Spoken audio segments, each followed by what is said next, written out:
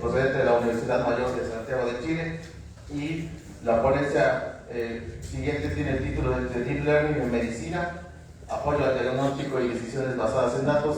Y bueno, el doctor Anthony Chong es académico e investigador especializado en Machine Learning, Deep Learning, analítica predictiva y prescriptiva, con foco en aplicaciones industriales y modelos computacionales. Actualmente es profesor asistente en la Universidad Mayor. Su formación incluye un doctorado en Ingeniería Industrial, investigación en operaciones y una licenciatura en Matemáticas. Su trabajo combina métodos avanzados de aprendizaje automático, procesamiento de señales e imágenes, optimización y mantenimiento predictivo, participando activamente en proyectos como FONDET y FONDECIT y colaborando en investigaciones de buen impacto. Ha publicado en revistas indexadas como Biosystems, IEEE Access y Sensors, y ha presentado su trabajo en conferencias internacionales de Machine Learning, operaciones y ciencias aplicadas. También se desempeña como revisor para revistas científicas y como miembro de comités técnicos de conferencias internacionales, con amplia experiencia docente desde cursos de Deep Learning e IA hasta estadística multivariada y procesamiento del lenguaje natural. Destacada por su labor formativa y su liderazgo en actividades académicas, talleres y vinculación en el medio. Sus intereses se centran en desarrollar soluciones inteligentes para apoyar el diagnóstico, la toma de decisiones y la comprensión de sistemas complejos basados en datos. Y bueno, le cedo la palabra al doctor para que inicie su ponencia, y bueno, le damos la bienvenida al doctor, por favor.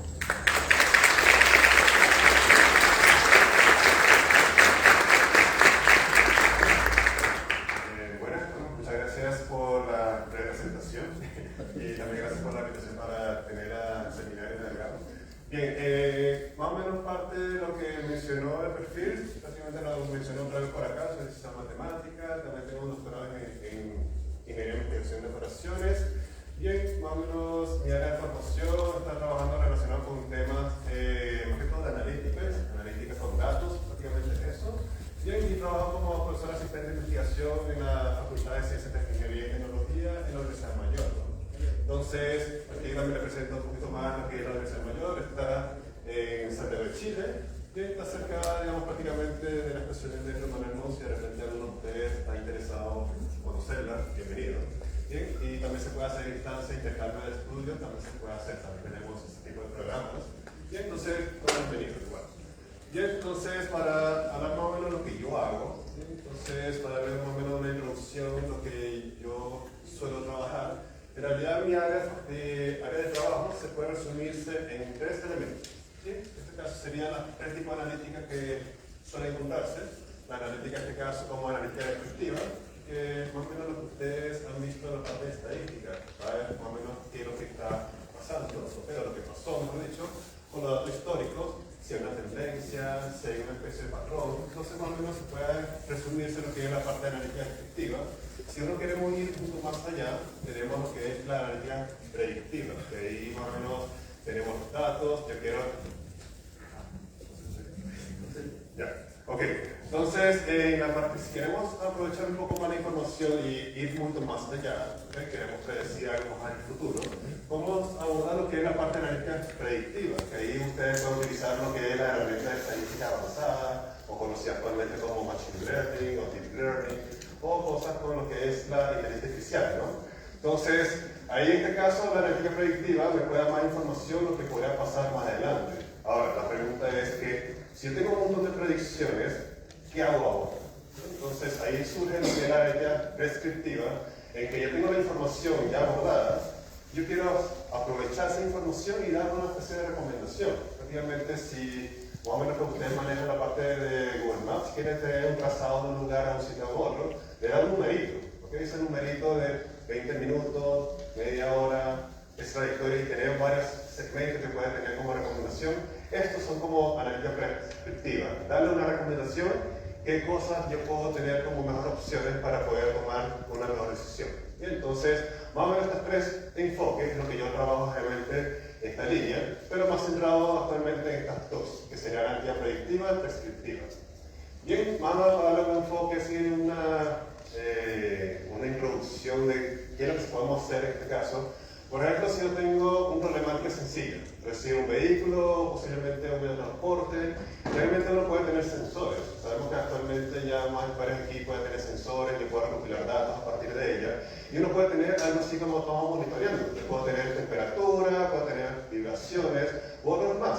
Entonces, una persona uno puede visualizar cómo está el desempeño de esas señales, ver si de repente hay una anomalía que presenta. Si se presenta, bueno, yo puedo abordar algún tipo de reemplazo, mantenimiento que podemos hacer a ese efecto, ¿no? Entonces, sencillo, yo tengo, digamos, un vehículo, puedo monitorear, no hay ningún problema, y hay señales, fácil visualizar, pero ¿qué pasa si tenemos una flota de vehículos? Una flota de vehículos podemos tener, aunque sea 10 señales cada uno, para cada uno de ellos puede presentarse falla. Y entonces esa falla, ¿cuál de ellos necesitamos atender?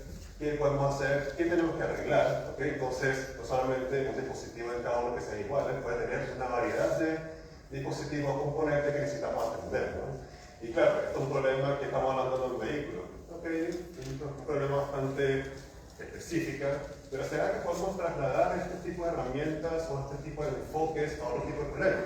Por ejemplo, que puedo abordar cosas como el telescopio ALMA, que es uno de los telescopios más grandes a nivel mundial por ahora, ¿okay? Donde se estudia y está localizado lo que es el Atacama en Chile. ¿Bien? De hecho, en Chile hay bastantes observatorios, ópticas, por el telescopio. Este en particular tiene 66 antenas, ¿bien? Donde puede tener diferentes configuraciones para hacer un estudio específico del espacio, y cada una de estas, digamos, estas antenas, como pueden ver, hay una referencia. Tenemos un vehículo y este es el tamaño. Es bastante grande. Y estos antenas están compuestos por miles de componentes electrónicas, mecánicas, físicas, que tenemos esa parte. Y cada una de las piezas no son, digamos, no se puede conseguir en la tienda de un espacio de una tienda electrónica, sino hay que pedirla, hacerla y esperar que llegue para poder hacer un reemplazo. Es decir, que podrá tener la posibilidad de que ese equipo esté detenido simplemente por unas piezas, ¿no? Y la idea es que no podemos predecir si hay una falla, ¿okay? Si esa falla podemos anticiparla y podemos hacer una gestión de hacer una compra de los componentes que necesitamos, poder abordarla y así tener en sus óptimas condiciones y poder usarla en cualquier momento. Entonces, eso, digamos, la idea. Y mayormente, digamos, estas configuraciones del observatorio ALMA se puede separarse las antenas hasta 11 o 13 kilómetros de separación. Entonces, por tanto, también hay que considerar si necesitamos hacer cambios de una pieza por acá, ¿será que también hacemos cambios de esta pieza el mismo día o lo podemos esperar para otro día? Entonces, también son como recomendaciones que necesitamos armar, ¿no? Entonces, en el resumen de algunos observatorios que están presentes justamente en Chile. Bien, tenemos el telescopio, tenemos otros telescopios ópticos y actualmente se está creando como el Streamlash Telescope, que sería también un telescopio óptico que está creando ahí. Tal vez en un par de años ya está habilitado.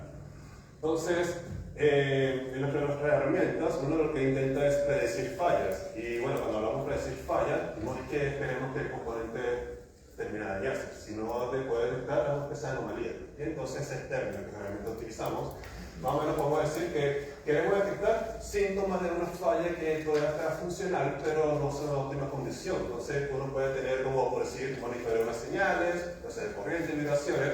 Y la idea es que el modelo te puede entregar más o menos el punto, anticipar un poco del tiempo y decir, mira, aquí va a presentar una falla. ¿Va a seguir funcionando? Sí, pero digamos ya el rendimiento va a ser menor. Y entonces, eso es digamos, como el primer paso, que uno puede identificar si hay una presencia de anomalía, pero digamos, es algo que podemos abordarla y no tener que hacer mantenimiento bastante fijo en este caso. Bueno, y en esta, digamos, una parte de investigación logramos desarrollar un sistema basado en un modelo de Machine Learning, en este caso una red neuronal particular, y con eso logramos anticipar más o menos una posible gradación de un sistema, en este caso de una señal de corriente, donde mayormente son bastante ruidosas y hay que tratarla, hay que hacer un bastante tratamiento para poder que tengamos una predicción bastante precisa en ese caso.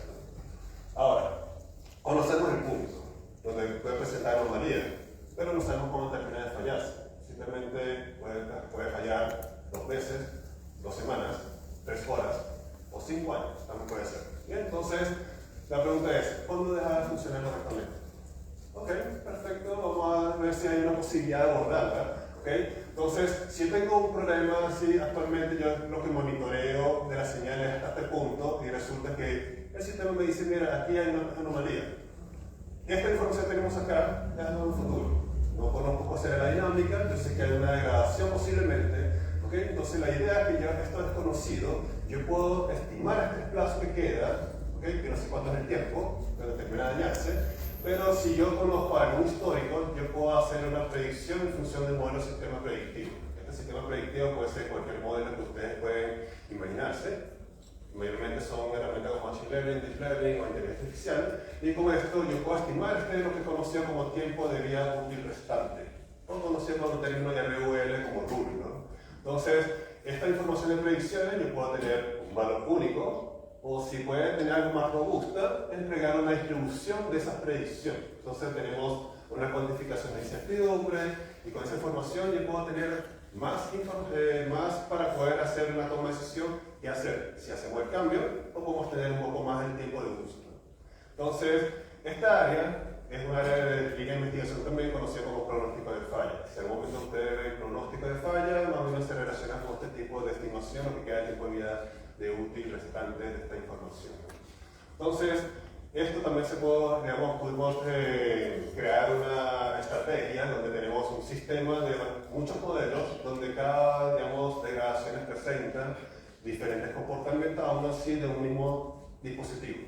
¿Bien? Porque el dispositivo puede ser utilizado de diferentes formas, por tanto la degradación puede presentarse diferente, aún así de ser los mismos componentes. Entonces, yo tengo histórico, se pudo, digamos, hacer una estrategia, puedo separarlas y cada uno de estos puede generar un modelo, de manera que cuando yo selecciono algunos de estos modelos de manera estratégica, yo tengo una predicción bastante aproximada, certera, lo que es el valor real, ¿no? Entonces, eso, digamos, se pudo hacer y ahí está, digamos, el trabajo publicado, bastante interesante, si quieren revisarlo, ahí está el nombre. Bien, ahora, yo tengo ahora predicciones, tengo también como la estimación del RUL, puede ser que sea una distribución o puede ser valor numérica. Bien, yo tengo esa herramienta, si tengo poquitos fallas, ¿okay? Puedo decir 7 fallas, ¿okay? Yo puedo hacer una especie de juego de arreglo, algo así como el juego de Tetris, no sé si todos lo conocen, que es trata de calzar más o menos los elementos de lo que yo puedo ordenar como un calendario y así voy a atender unas primeras piezas y así segunda pieza, puede ser primer mes, segundo mes o tercera etapa, bastante sencilla, pero ¿qué pasa si nosotros tenemos un montón?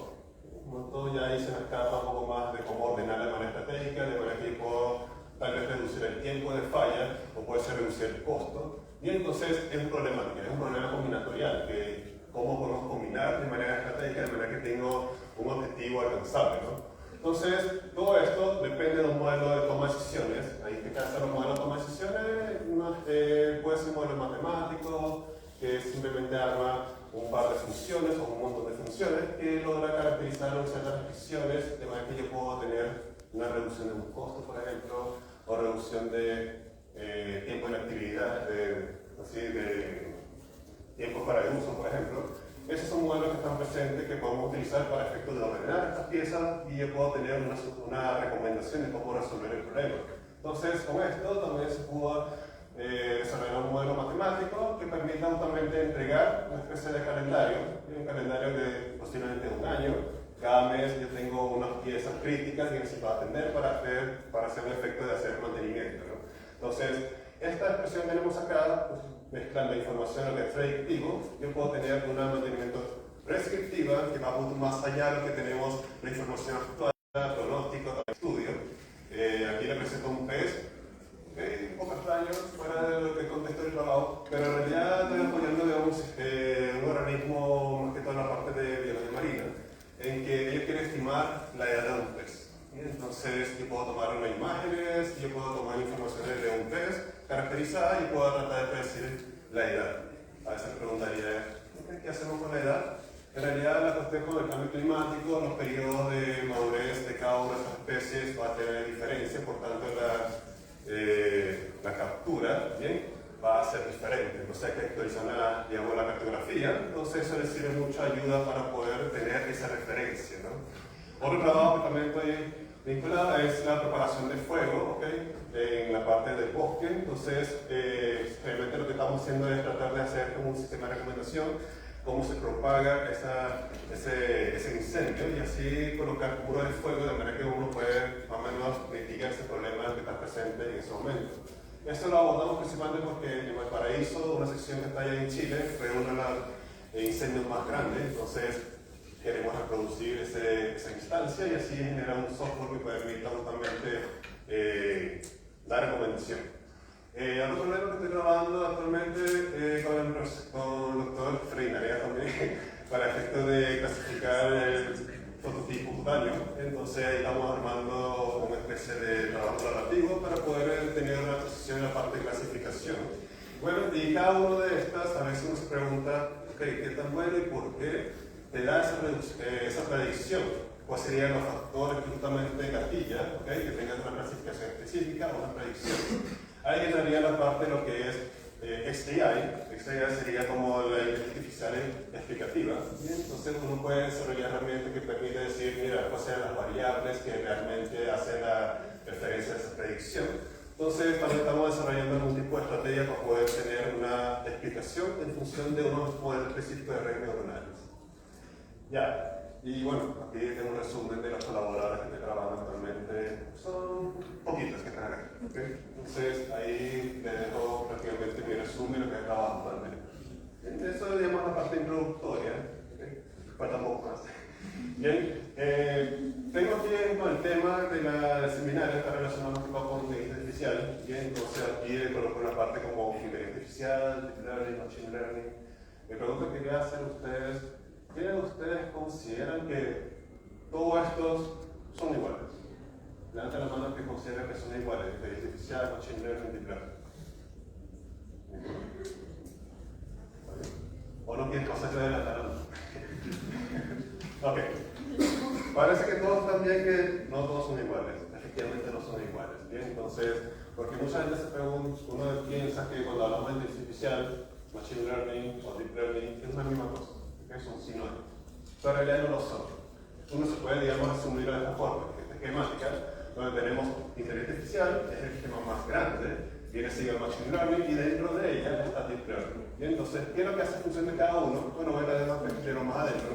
Deep learning es todo lo relacionado a redes neuronales. Si ustedes escuchan redes neuronales, herramientas de redes neuronales, todo está, digamos, dentro de esta familia de deep learning. Y entonces, lo que ustedes manejaban, lo que ChatGPT, Gemini, esos modelos son modelos generativos que son basados en redes neuronales, por tanto está dentro de esta familia.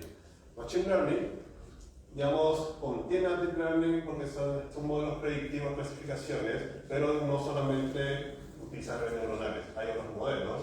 ¿Okay? Más o menos ustedes saben utilizar Excel, cuando tenemos una tabla de información, yo quiero tener una modalidad de tendencia, ¿okay? Una regresión lineal, se conoce de esa manera. Eso está dentro del contexto de Machine Learning y no es una red neuronal. Entonces uno puede utilizar esos modelos para predecir algo o clasificar algo también sirve. Ahora, en la inteligencia artificial va mucho más allá, porque no solamente es predecir, clasificar o generar datos, sino también dar recomendaciones, posiblemente qué es lo que debe hacerse en función de esa información. Por tanto, hay herramientas que están vinculadas con ella para poder tener esa respuesta. Más o menos, no sé si ustedes conocen el juego AlphaGo, que son unos puntitos blancos y negros en un tablero. ¿Okay? ¿No lo escuchamos? Ese juego es bastante interesante, de hecho es un documental que ha derrotado, digamos, al campeón mundial, ¿okay? Usando modelos de redes neuronales. Entonces, prácticamente toma la información del tablero, pasa por un modelo, y bueno, te va a entregar más o menos un ranking de qué posibilidad de piezas tienes que mover. Entonces, ahí más o menos te dice, mueve el punto tal hasta otro punto, y lo que hace en el fondo es maximizar su beneficio. Entonces hay una política que se genera, y toda esa política no está dentro de estos dos contextos, está totalmente en la parte de inteligencia artificial. Entonces eso es importante más o menos tener una diferencia. Lo que importa es, la inteligencia artificial lo que trata es emular, digamos, la actividad que puede hacer una tarea de una persona. Entonces lo que es Machine Learning, Deep Learning, no lo completa efectivamente, falta algo, ¿no? Dice falta algo que está en ese contexto. Ya, entonces ya podemos entrar a lo que es la parte de Deep Learning, de redes neuronales, y bueno, les presento un modelo básico, como se forma el inicio de lo que es red neuronal. Este se conoce como un red neuronal perceptrón multicapa, ¿sí? O simplemente MLP, es el término. Multicapa porque en el fondo, en el de por medio, tiene varios procesos que combinan informaciones de cada etapa. Eso es lo que considero un multicapa. ¿Y qué es lo que hace en el fondo esta sección de por medio? Trata de extraer características de forma automática. No es que nosotros quisiéramos extraer una característica a partir de una información personal, sino que automáticamente, internamente, trata de combinar información que sea relevante para poder tener una salida deseada. Esa salida deseada puede ser, en este caso, decir un número o puede decir una categoría.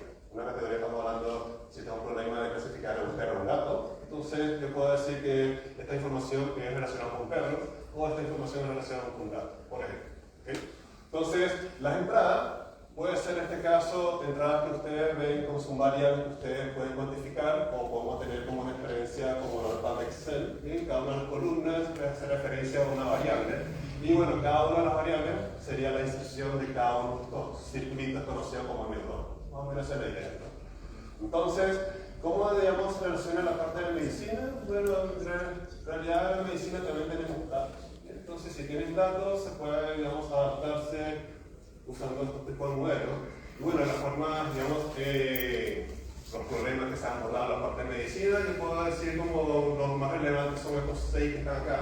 ¿Okay? Si en este caso maneja de imágenes médicas, esa imágenes médicas puede ser tomografía, o puede ser X, toda esa parte, digamos, se puede abordarla. O incluso, digamos, algo simplificado que usted puede traer características, digamos, codificar esa información y crear justamente una data tipo Excel, también es posible, pero digamos, igual maneja imágenes médicas.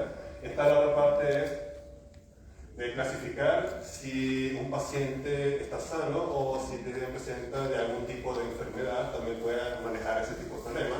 Por tanto, uno puede manejar como clasificación según el tipo o nivel de enfermedad, por ese caso. Y entonces uno puede abordar esa temática, puede abordar el tema lo que es de recomendación de una medicina para que el paciente tenga mayor efectividad para tener una cura, por este caso, o una mejora. Bien, entonces tenemos la medicina personalizada, tenemos el descubrimiento de un tipo de droga, en este caso de un medicamento. En realidad lo que hace acá es tratar de ver si hay una composición molecular, bien, de una especie de un medicamento, ver si efectivamente eso puede tener un mejor desempeño para poder curar a un paciente, en este caso, ¿no? Entonces, eso, digamos, en realidad es contexto. Está la relación lo que es segmentación, localización de algún tipo de tumor, en este caso, o un tipo de información que queda a resaltar de una imagen médica, ¿sí? Esta sección. Y bueno, esta parte de lo que es más de área operativa con equipos. Entonces, si tenemos equipos, la parte de área de cirugías o la atención al cliente, también tenemos equipos que podemos atender y esos equipos yo quiero que sea, digamos, el desempeño mejor posible. Si hay una falla, yo puedo abordarla. Entonces, todo lo que yo mencioné anteriormente de detección de fallas, yo puedo tomar la referencia en esta área de aplicación. Entonces, para abordar lo que es la parte de Deep Learning, para tener más o menos la idea de cómo funciona, ¿sí? Entonces yo separé en dos contextos. Una parte de trabajar con datos tabulada o datos tabla tipo Excel, ¿sí? Donde tenemos informaciones más o menos similares. Tengo una tabla Excel, yo tengo cada una de las filas, un registro, cada una de las columnas sería una variable sería la característica que nosotros podemos extraer a partir de una imagen, o puede ser una información que viene de una encuesta, por ejemplo. Bien, yo puedo someter a un modelo y este modelo de red neuronal nos puede entregar, como ya les comenté, un valor numérico que puede ser si lo aterrizamos sobre un ejemplar, si tenemos datos de pacientes con nivel de obesidad, por ejemplo. Bien, yo puedo medir como el índice de masa corporal, por ejemplo, ¿okay? O el índice de grasa que tiene corporal también se puede medirse. Entonces yo tengo un problema de regresión que me permite dar un número que no necesariamente está acotada. O si no, podemos clasificar. ¿Bien? Si tenemos informaciones de pacientes de obesidad, yo puedo tener diferentes niveles. Entonces yo puedo tener un registro y puedo clasificar según si es de obesidad tipo 1, tipo 2, tipo 3 o algún tipo particular, ¿no? Entonces, eso, digamos, es el enfoque. Y este enfoque se ha trabajado, digamos, para darle una idea de lo que es el Drug Discovery, sería es si yo tengo una composición molecular, ¿bien?, de un medicamento, por ejemplo, que estamos desarrollando, y yo sé que tengo una información histórica de todos los medicamentos, si son efectivos o no son efectivas, sobre unos pacientes, y entonces esta molécula yo puedo tener un montón, ¿okay? Y yo sé que yo puedo modificarla en algo términos como binarios si una característica está presente, característica puede ser de fisicoquímica, por ejemplo. Bien, entonces tengo codificación de tipo 0,1, está presente o no está presente. Entonces con esta información yo puedo armar una base de datos similar a esta. Bien, como una tabla Excel que ustedes conocen como muy corriente, donde tenemos 0,1 y tenemos una etiqueta que representaría si esa composición molecular ¿fue efectiva sobre el paciente o no fue efectiva sobre el paciente? 1 fue efectiva, 0 no fue efectiva. Entonces, con esta base de datos, bueno, aquí presento como 2, pero en realidad uno puede tener muchos más, 100, 200 registros o millones. Bien, la idea es que a partir de esta data recolectada como histórico, como de esa forma, yo puedo entrenar un modelo. Bien, si entreno un modelo, ya el modelo me va a entregar si esa composición es efectiva o no es efectiva. Bien, y si tengo una nueva composición, simplemente lo codificamos en función de estos términos y le paso por el modelo, me va a decir sí o no, ok, esa es la predicción que me puede generar el modelo. Entonces es mucho más sencilla, si tengo una composición, simplemente paso por el modelo, ver si es eficiente o no es eficiente en función del tratamiento.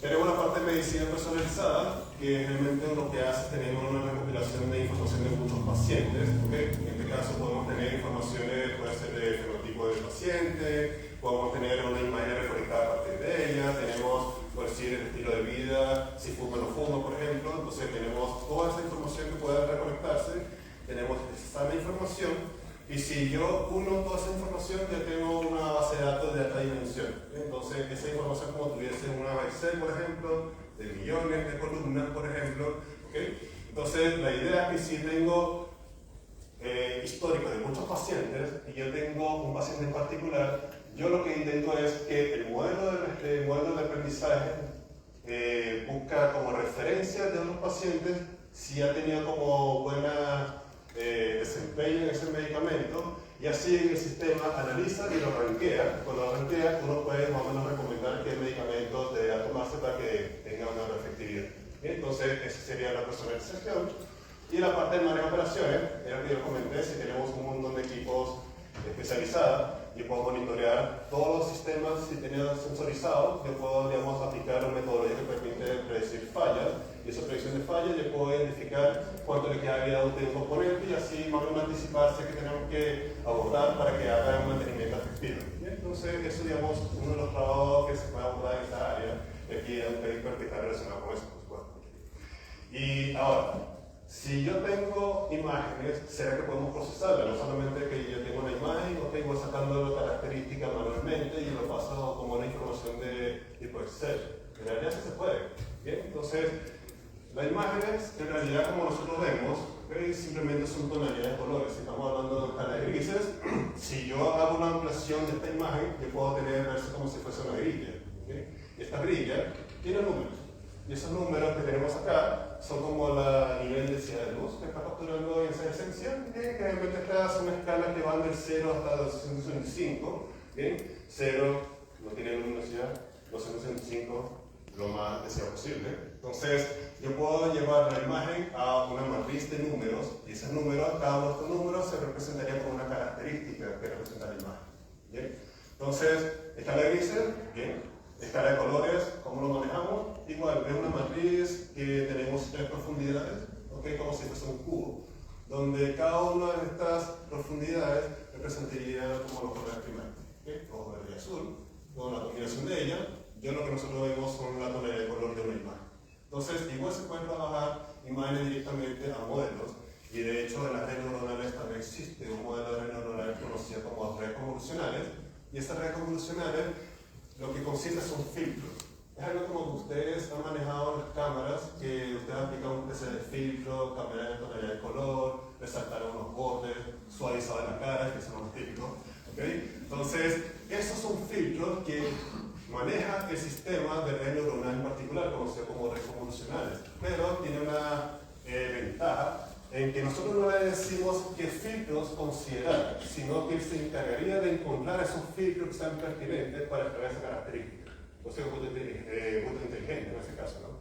Toda esa información ya hemos extraída y luego se pasa a un modelo típico de red neuronal, así como lo que presenté de MLP o percepción multicapa, y se encargaría de clasificar si, por decir, si damos un problema, si esta imagen estamos analizando si presenta una fractura o no presenta una fractura, entonces el modelo te va a decir si presenta o no presenta, así sencillo. Esa es una forma como de clasificar, ¿no? Y bueno, no solamente podemos clasificar, también podemos resaltar características de una imagen, ¿okay? Si queremos, por decir, identificar si hay una sección donde tiene tumor de una resonancia magnética, por ejemplo, ¿okay? Yo puedo utilizar un modelo que se encarga de segmentar, se conoce como un problema de segmentación, que ya tengo una imagen, por decir, en este caso blanco y negro, escala grises, yo quiero resaltar el área donde tenemos una masa, por ejemplo, ¿okay? Entonces, el modelo va a tener, digamos, pasa por un proceso de evaluación y me va a entregar una representación, que es conocido como una máscara. Esa máscara me va a decir que sería la información que estamos tratando de resaltar, ¿no? Y esta información, este modelo se puede trabajarse como detección de tumor cerebral, por ejemplo, ¿no? Entonces, la pregunta es cómo funciona para poder entrenar estos modelos. Entonces, para poder entrenar un modelo, yo necesito poner tenido como información, ¿qué cosa? La imagen de resonancia magnética y una salida deseada, en este caso sería como una máscara donde está resaltada la región de interés. En este caso, por ejemplo, si tenemos aquí, se pasó por proceso de resaltado de un, digamos, de un tumor, entonces tenemos aquí la parte de fluorescencia. ¿Okay? Entonces yo tengo una máscara que representaría prácticamente la región de interés. Entonces yo tengo un montón de datos con su respectiva máscara, yo voy a utilizar esa información para entrenar un modelo. Entonces el modelo, existe infinidad de modelos, de configuraciones, pero supongamos que tengo un modelo genérico. Entonces la idea es que el modelo va a tomar referencia de la imagen a color, en este caso resonancia magnética, también tomar consideración de la información de la máscara. Él va tratando de entrenar. ¿Qué entrena? Tratar de proyectar esta imagen que tenemos del lado izquierdo con respecto al lado derecho. Entonces tenemos un montón de imágenes que justamente el modelo se va a encargar de aprender esa información, va a entrenar, hasta que llega un momento que ya está entrenado. ¿Okay? Entonces, si está entrenado, ¿qué hacemos con este modelo? Vamos que se va a predecir cosas. ¿Sí? Entonces, si esta es una nueva imagen que viene a partir de un nuevo paciente, ¿okay? Yo no soy experto en el área, pero yo sé que tengo una aplicación, bueno, vamos a probar aquí lo que me va a retornar. ¿Okay? Me dice que aquí hay una región de interés que sería como la región donde presenta un tumor, me lo resalta, perfecto. ¿Qué está dando esa información? Ahora, si no tengo tumor, ¿será que me diría que hay un tumor? No necesariamente, entonces me ha dejado una máscara totalmente fácil. Entonces, uno puede utilizar esta herramienta para facilitar más al experto, ¿okay? O que está haciendo el análisis, de prácticamente separar cosas en los pacientes que debemos atender y cuáles no. Entonces, es una herramienta bastante avanzada en ese sentido. Y bueno, se han extendido estas aplicaciones para no solamente la parte de tumor cerebral, también se ha trabajado en la parte ocular, donde uno queremos segmentar cuál sería las rutas de las venas oculares, como esa forma. ¿Okay? Entonces, el mecanismo sigue siendo la misma, necesitamos la imagen, tenemos también la imagen de la máscara, se entrega el modelo y lo que hacemos es predecir y me entrega esa información. ¿Okay? Podemos atender a otros problemas, como si queremos resaltar hasta la región del pulmón, también se puede trabajarse. Tengo una imagen de X-ray y pasa por un proceso y me va a decir, mira, está toda la información que necesitamos resaltar. Entonces, eso se ha, digamos, llevado a otro proceso. Ese literalmente fue un problema de segmentación, pero si ustedes dicen, al menos me importa la región donde está la segmentada, pintarlo completamente ese región de interés. Si no quiero que me identifiquen dónde está la sección, simplemente colocar un cuadrito que me pueda decir, mira, aquí está presente algo. Por ejemplo, son problemas como detecciones. Aquí tenemos, por decir, una sección donde el detector de nódulos que están acá, o tenemos algún tipo de anomalía que está presente. Entonces, yo puedo crear modelos que mencionen esos cuadritos y aquí son las partes que deberían entenderse. También se puede hacer. ¿Sí? Entonces, es otro tipo de enfoque. Y bueno, se ha trabajado en otro tipo de aplicaciones, en este caso aplicaciones de identificar si hay fracturas. ¿Okay? Entonces, tenemos fractura pélvica, me puede decir cuál sería el porcentaje que pertenece a esa fractura, también puede decirse si estamos en una fractura con respecto a la parte parte de la pastilla, también te puede indicar cuál sería la categoría. Entonces, esto, digamos, se ha llevado a ese contexto, ¿no? Y así vamos un poco más de los trabajos. Entonces, hay bastantes aplicaciones, pero lo importante es la reflexión que podemos tener lo siguiente. Es que toda esta herramienta de lo que es la guía no es que reemplaza, digamos, a un experto y, bueno, ya has entrado en este contexto de la parte de medicina donde puede tener una proyección bastante precisa, ¿okay? Pero para tener una predicción precisa necesitamos tener en consideración las cosas, que necesitamos tener datos de buena calidad, ¿bien? Y bueno, el área de medicina es un poco más restringido porque necesitamos entrar a la parte de la regulación y la ética de uso de estos datos de cada uno de los pacientes, entonces hay que considerar un poco más el proceso, ¿bien? Y una cosa importante es lo que está en el médico, no reemplaza el médico, ¿bien? Entonces simplemente es una herramienta que va a facilitar su trabajo, ¿okay? Y así, digamos, posiblemente podemos atender un poco más rápido a los pacientes que realmente necesitan prestar atención. Entonces, eso es lo que hace, digamos, ayudar en la parte de capacidad del diagnóstico. Y bueno, eso sería todo. Muchas gracias por su tiempo.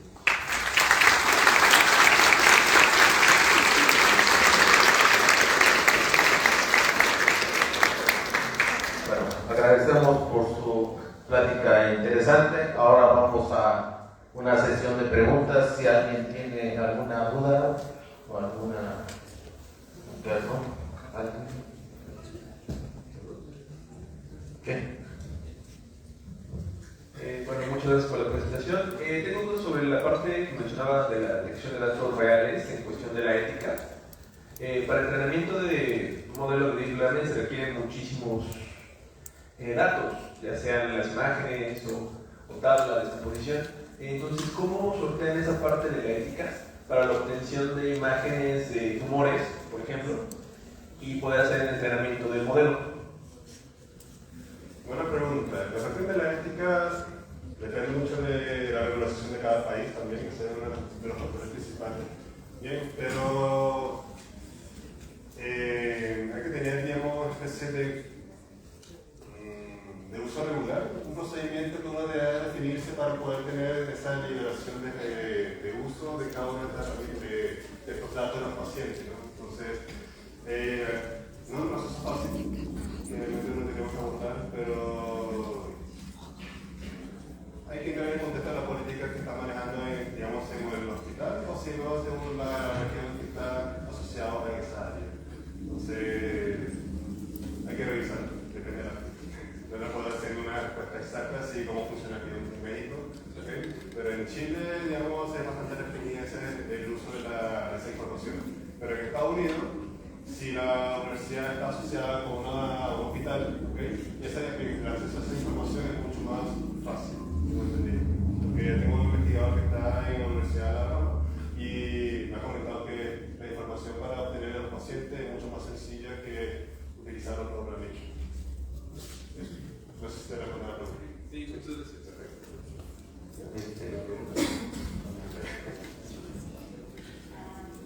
¿Cómo identificas o cómo es que sabes cómo es un hueso sano y un hueso malo? O sea, sé que la tecnología lo hace, pero si llegase a fallar, que tal vez no falle, ¿cómo corregirías este error?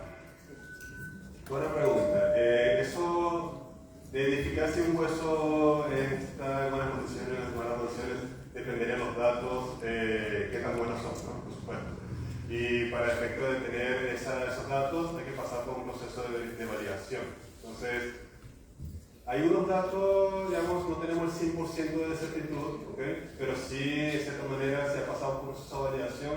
Nosotros lo que hacemos es como que creer, ¿okay? Lo que tenemos en esa base de datos.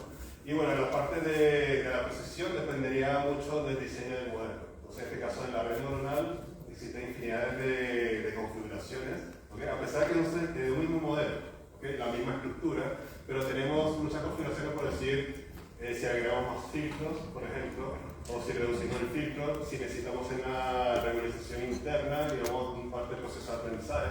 Entonces, depende, digamos, de la configuración, va a tener un poder de generalización para poder hacer una buena predicción, por supuesto, ¿no? Ahora, ¿qué es tan bueno, qué es tan malo? Depende de la métrica, ¿okay? Ahora, si quieres analizar un poco más a fondo viendo por qué no está haciendo una predicción, uno puede tener herramientas de AI, que sería la herramienta de inteligencia explicativa, donde tú puedes decir, mira, aquí me está prediciendo algo, pero en realidad no lo es. Entonces yo quiero saber por qué es el patrón que está tomando referencia.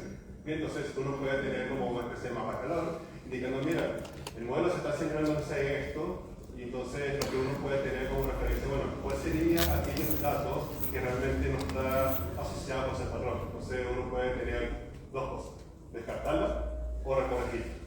Esa es una posibilidad. Eso.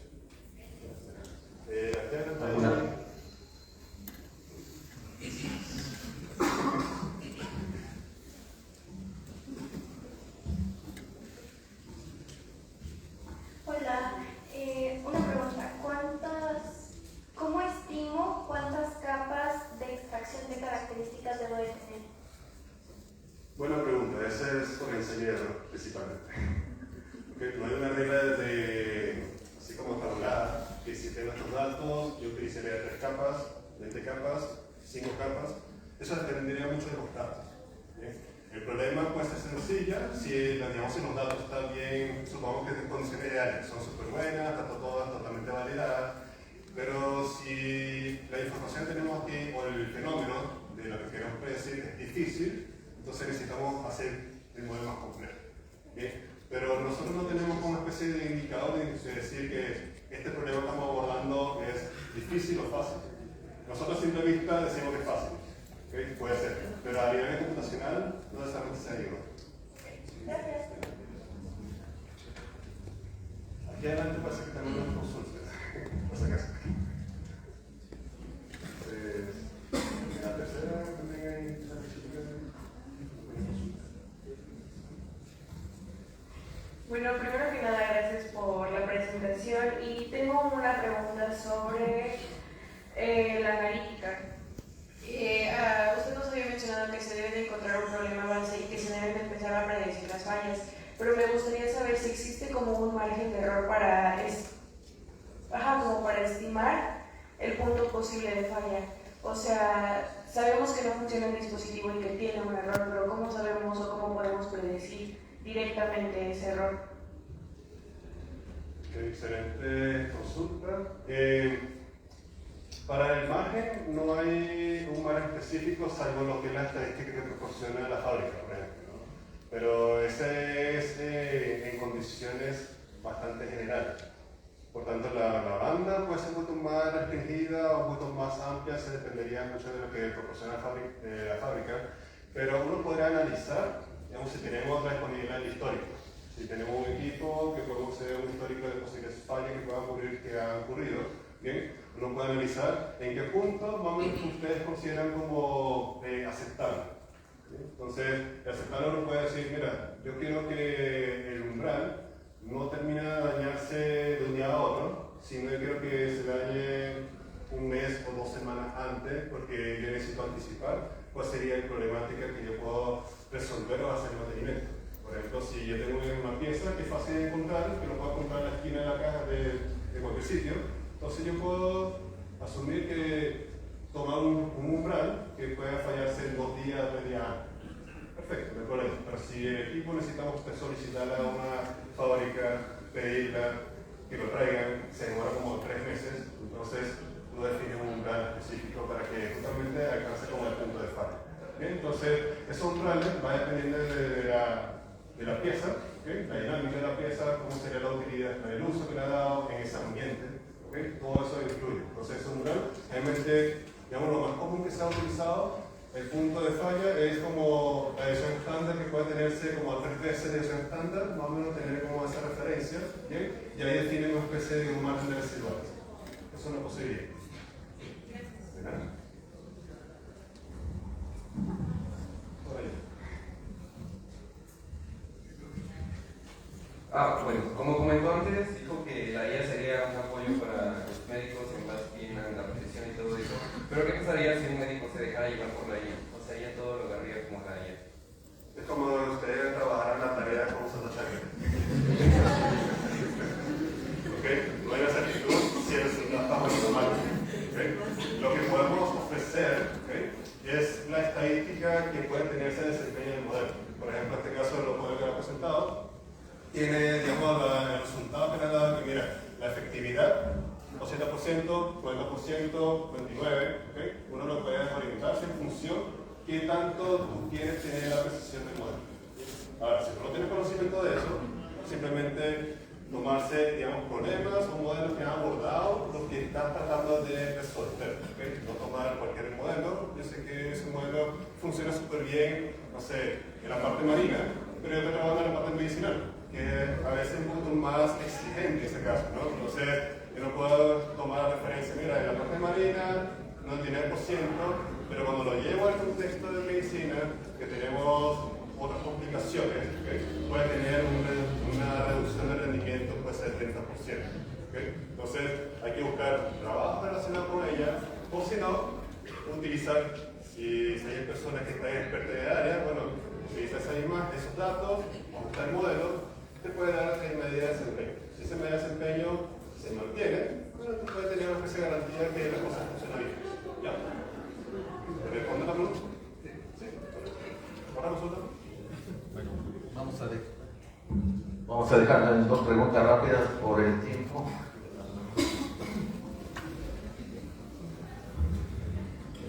Hola, primero que nada, gracias por su presentación. Yo tengo una duda más que nada en la cuestión médica. A la hora del entrenamiento de esta red neuronal, usted dijo que se basa más que nada con otras pruebas médicas que tengan relaciones en cuanto a las características de un padecimiento. Pero en el caso de que el paciente tenga algunas características preliminares, no sé, por ejemplo, que tenga diabetes, y le aparece algo, vamos a poner de ejemplo, en la sangre.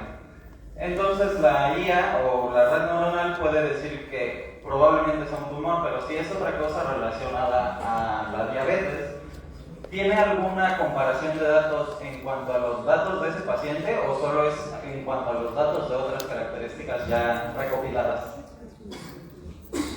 Bueno, para aquellos casos que no están presentes dentro de su conocimiento, no va a decir nada, no va a tener una predicción efectiva. ¿Okay? Es como una persona común y corriente. Si ese caso tú no lo viste nunca, tú lo que vas a decir, mira, lo más parecido es lo que yo conozco es esto. Eso es lo que va a suceder. Por tanto, la red neuronal lo podemos tratar como si fuese una persona. Si tus datos no contienen ese caso, ¿okay? De que un paciente, o mejor dicho, los datos fueron recolectados en pacientes en condiciones ideales, que no tienen diabetes, no han presentado otro tipo de particularidad, entonces lo que va a decir el modelo, mira, lo más parecido es esto. ¿Okay? Entonces, para incluir estos casos de los pacientes que tienen diabetes o otras particularidades más, ¿okay? Esa información tiene que insertar dentro de la base de datos y entrenar o reajustar, ¿okay? Mínimamente ese modelo, que ahí entraría como el texto de fine tuning, como de ajuste bastante fino, ¿okay? Basado en el conocimiento, se inserta esa información para que los parámetros del modelo se reajusten suavemente. ¿Okay? Tal vez con eso va incorporando información del paciente con una particularidad específica, ¿okay? Y tal vez con eso puede mejorar la efectividad de la predicción. Bueno, por cuestiones de tiempo vamos a cerrar la sesión de preguntas y bueno, vamos a hacer entrega de un reconocimiento al doctor Antinochen.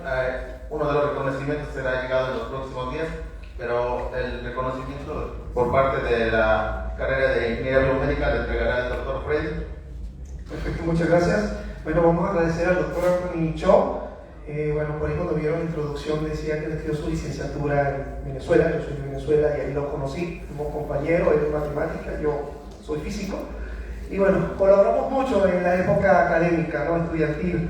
Entonces, bueno, aquí hago el cierre. La Benemérita Universidad Autónoma de Puebla, a través de la Facultad de Ciencias de la Electrónica, otorga la presente constancia al doctor Anthony Douglas Cho Lo por haber impartido la ponencia Deep Learning en Medicina, apoyo al diagnóstico y decisiones basadas en datos, en el marco del foro del Seminario de Tópicos Selectos de Ingeniería Biomédica, hoy en Puebla, Zaragoza, 16 de enero de 2026. Firma el maestro José Francisco Portillo, director de la facultad. Muchas gracias, Anthony, por tu participación y